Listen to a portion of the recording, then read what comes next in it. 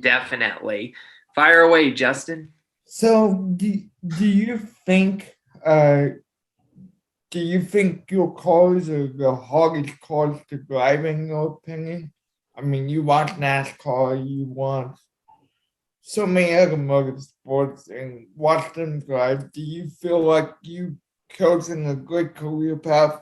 And are you happy with all the challenges that face you day in and day out at racetrack?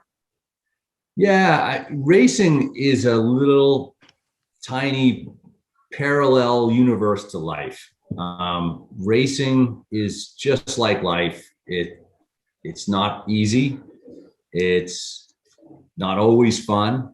Um, you want to do well. You want to get ahead. Um, you need relationships. You need to have people that believe in you. And each day you get to the racetrack, you know what the objective is, you know what time they want you to meet that objective, but a lot of stuff happens in between. And I would never have chose anything else. You know, being part of motorsports is it's really pretty special. It's great training for young people to learn adversity and patience and some humility. And it's a great training for everybody that, you know, gets in the sport. You're always learning. There isn't a driver that you'll ever interview that'll tell you they're done trying to get better, that they are good enough, and that they will sit back on their skill sets and let, you know, just kind of let that head up, hang there. They'll always tell you they're trying to get better every single time they go out, and every car they get into, every situation, every restart, every race start.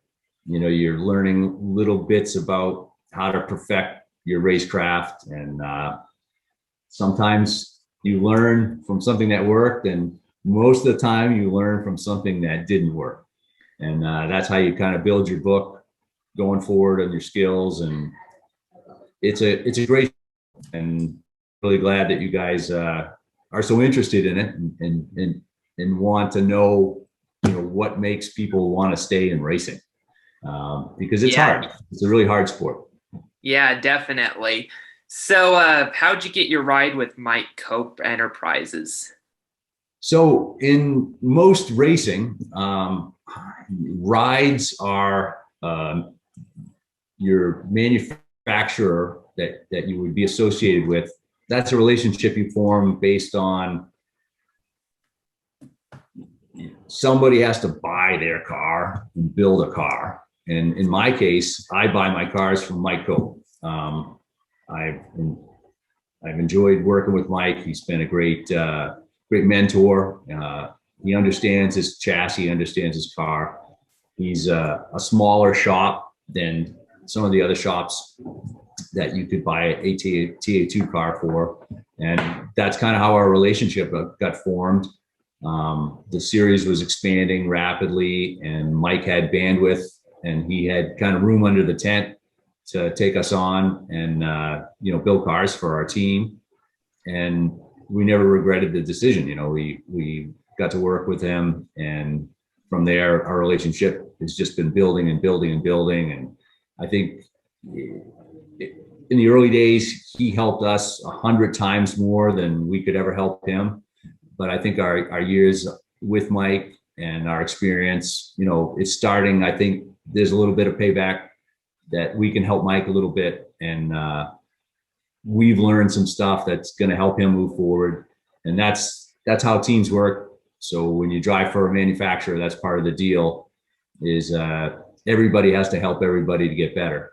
Because racing, what was good yesterday might not be good tomorrow. So you always got to be looking for the next thing. And if you get a little too slow on development, on ideas and little tiny things that you wouldn't think would really matter, then you just fall behind. And that's what makes racing so cool, is it's never static. It's always on the move.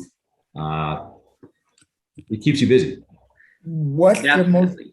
what's the most challenging track you race on? The most challenging tracks that you race on, I think, are ones that the conditions change a lot with the weather. Um, and I think some tracks are more temperature sensitive to cooler mornings or a foggy day or a sunny day or certain times of the year. So I think those are the most challenging tracks, the ones that change, from 9 in the morning to 11 to 4 at night. Most every track was you're gonna develop some changes, but some of these racetracks it's pretty big swings, on temperature. So those are always the most challenging because you're always second guessing. You're gonna start a race at 3 o'clock. You're gonna finish it at 4 o'clock. How much is the track going to change in an hour and 20 minutes, an hour and a half? Most places it won't, and some places it does a lot. So those are the most challenging tracks. Sebring can be, pretty challenging depending on the weather. Mid Ohio can be really, really challenging depending on the weather. So most of your older surfaces, they give you a lot more challenge than your newer surfaces. When they repave a track, it makes it pretty easy to nail your setups for a year, and then the track starts to wear out, and you have to really watch your setups based on weather. Yeah, that's really interesting. So, what was your reaction when you learned that TA2 was going to Nashville? Well, I was really happy that we were going to Nashville because I was really mad that we weren't going back to Detroit. So my last time at Detroit, you hate to. My last lap at Detroit, we stuffed the car pretty hard, lost the brakes, and wrap went up pretty good, rode it off, and you always want to get right back to that racetrack and get up on the wheel again and change the outcome, I guess, of your last lap.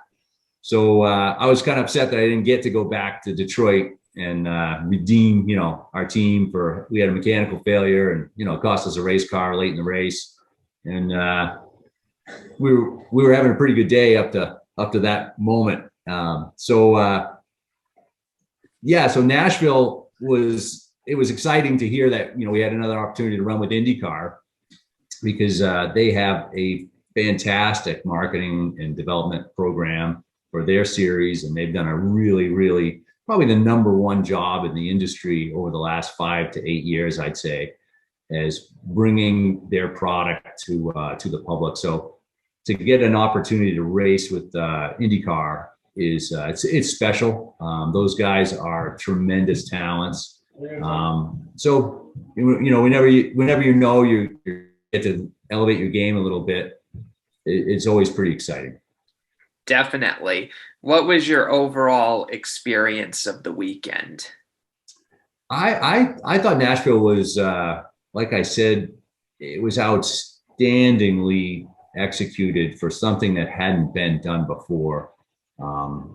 There's a lot of moving parts in one of those weekends for every single series that's there, for the people running the event, for the folks up in race control, to the flaggers, to folks just trying to get hot dogs, to people working timing and scoring. All this stuff is new. It's the first time they've ever done it, and so my experience was stellar. From load in for my truck driver to getting the trucks out of there, getting the cars loaded. They did a great job with everything. They really dotted every I and crossed every T for the teams. And that shows the quality of that organization over there at IndyCar. Would you say that Nashville was really good executing and you enjoyed your time on the racetrack? And what was the most challenging part of the course for you? I think the hardest part of Nashville was that we had no idea how to set the car up. We didn't have any laps on the racetrack, and you get the news that the track might be bumpy. The bumpy sort of general. That's a pretty general term. The bumps can be in terrible places, or they can be in places that aren't as impactful. So the most challenging part about Nashville is, with limited time on the racetrack, to figure out how to keep a car that would stay on for 100 miles and not just be good for a couple quick laps, and then have the pull the rear tires off the thing, or if it would get super tight. I guess you'd be lucky if those were your only two problems, because of the bumps there. You really had to make sure you had the right ride heights and the right package on. It was a pretty small window that you had to keep it in to be decent down there. That's why we're looking forward to getting back so much. I think everybody learned a lot. Everybody will be a lot better prepared because they'll kind of have a better idea how they want to unload their cars. But Nashville was it was fun. It's a cool little circuit. I'm sure the folks really enjoyed watching it. It's really different. Street courses are a lot different than your regular standard race circuit. So I'd say the most challenging part was just figuring the place out in a few limited short sessions with a lot of race cars on track. And well, I know Doug went, and I'm looking forward to the invite both Doug and I got. So trying to figure out how to get there for me is a challenge. Yeah. Too.